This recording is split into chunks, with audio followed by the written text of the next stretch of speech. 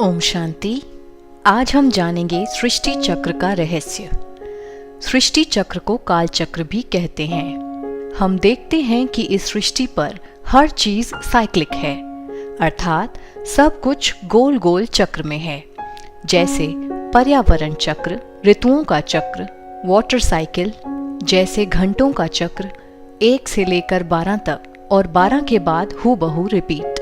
जैसे महीनों का चक्र, जनवरी, फरवरी, मार्च से लेकर दिसंबर तक और दिसंबर के बाद पुनः रिपीट। जैसे दिनों का चक्र, Sunday, Monday, Tuesday, Wednesday, Saturday तक और सैटरडे के बाद फिर हूबहू रिपीट। जैसे 1 से लेकर 30-31 की तारीख, 30-31 के बाद फिर से इसकी पुनरावृत्ति होती है। फिर आप लॉ ऑफ कर्मा को ही देख लीजिए। कर्म का सिद्धांत भी यही कहता है कि जैसा हम करेंगे ठीक वैसा ही घूमकर हमारे पास लौटेगा। पृथ्वी भी अपने आप में गोल है। पृथ्वी अपनी धुरी पर भी गोल ही घूमती है। जैसे सुबह, दोपहर, शाम, रात और रात के बाद पुनः सवेरा होता है, ठीक उसी प्रकार सृष्टि के 4 युग भी चक्र में हैं। सृष्टि चक्र सतयुग, त्रेता, द्वापर और कलयुग, इन 4 युगों से बना हुआ है। चारों युगों को मिलाकर एक कल्प कहा जाता है। जिस प्रकार हर चक्र की एक अवधि होती है, जैसे 24 घंटे का एक दिन होता है, 60 मिनट का एक घंटा होता है, 30 दिन का एक महीना होता है और 365 दिन का एक वर्ष होता है, ठीक उसी प्रकार 5000 वर्ष का एक कल्प होता है। अर्थात कल्प की आयु पूरे 5000 वर्ष की होती है, जिसमें प्रत्येक युग 1250 वर्ष का है।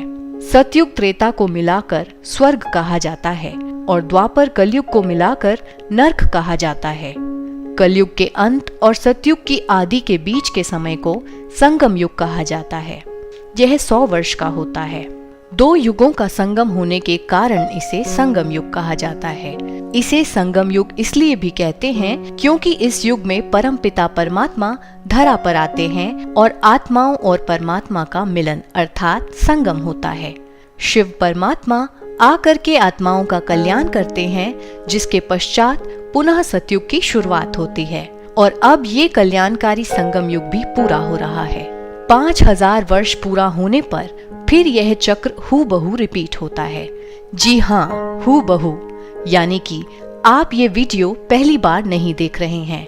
आज ही की तरह यह वीडियो आपने 5000 वर्ष पहले भी आज ही के दिन आज के जैसे ही रंग, रूप और परिस्थितियों में देखी थी और अब से 5000 वर्ष बाद भी ऐसे ही फिर से देखेंगे।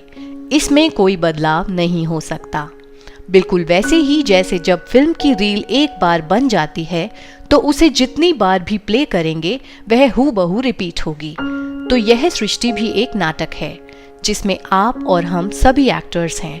इसमें हर एक आत्मा एक निश्चित समय पर परम धाम से इस सृष्टि रूपी नाटक मंच पर आती है। इसे वर्ल्ड ड्रामा भी कहा जाता है। इस ड्रामा का डायरेक्टर स्वयं परमात्मा शिव है और यह ड्रामा बहुत एक्यूरेट और कल्याणकारी है। इसमें कभी किसी के साथ अन्याय नहीं हुआ। यह ड्रामा अनादि है और अनंत है, यानी कि 5000 वर्ष का यह चक्र निरंतर चलता रहता है, कभी समाप्त नहीं होता और ना ही इसकी कोई आदि है। तो है ना ये बहुत अद्भुत रहस्य की बात। अब आप सोच रहे होंगे कि हम कैसे मान लें कि सृष्टि की आयु 5000 वर्ष है, क्योंकि हमने तो लाखों वर्ष सुना है। तो चलिए इसका रहस्य भी हम आपको बताते हैं। सबसे पहली बात, कल्प की आयु को लाखों वर्ष कह देना यह केवल एक अनुमान था जो साइंटिस्ट्स और ऋषि मुनियों ने लगाया था, सत्य को ना जानने के कारण। तब तो आपने इस बात का प्रमाण नहीं मांगा और बिना प्रमाण ही विश्वास भी कर लिया। साइंटिस्ट्स के द्वारा किसी चीज की आयु का पता लगाने वाली विधि कार्बन डेटिंग पर आधारित है। इसमें भी त्रुटियां हैं, यह बात खुद साइंटिस्ट्स ही कहते हैं। कल्प की आयु 5000 वर्ष है, यह बात स्वयं शिव बाबा आकर के हम मनुष्य आत्माओं को समझाते हैं, क्योंकि शिव ही इस सृष्टि का रचयिता है और रचयिता होने के कारण सृष्टि के आदि, मध्य, अंत का ज्ञाता भी है। दूसरी बात, क्रिश्चियन धर्म में बताया जाता है कि क्राइस्ट से 3000 वर्ष पूर्व सृष्टि पर स्वर्ग था और नॉस्ट्रेडामस की भविष्यवाणी के हिसाब से देखा जाए तो 2000 साल बाद the golden era is to come, अर्थात स्वर्ण युग आने वाला है।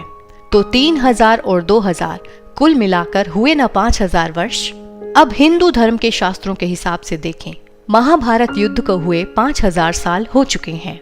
और महाभारत के लास्ट चैप्टर में यह बात आती है कि जब घर घर में महाभारत हो जाए तब समझ लेना कि महाभारत काल पुनः आ गया है, जो कि हम इस समय प्रैक्टिकल में देख ही रहे हैं। इस्लाम धर्मशास्त्र के हिसाब से देखें तो उनके धर्मशास्त्र में भी यह बात आती है कि कयामत का समय हर 5000 साल में एक बार आता है, और उनके हिसाब से भी अब कयामत का समय आ रहा है। हमारा देवी देवता धर्म भी 5000 वर्ष पुराना ही है। तो आप देखेंगे 5000 वर्ष से पहले का किसी के पास कोई भी प्रमाण नहीं है। हिंदू धर्म में स्वास्तिक का चिन्ह और स्वदर्शन चक्र भी सृष्टि चक्र का ही यादगार है। तो आशा करते हैं आपको यह रहस्य अच्छे से समझ आया होगा। और अब होमवर्क टाइम। आज का होमवर्क है, सारा दिन यही अभ्यास करना है कि इस सृष्टि नाटक में मैं आत्मा हीरो पार्टधारी हूँ, अर्थात मेरे जैसा विशेष पार्ट और किसी का नहीं। ओम शांति।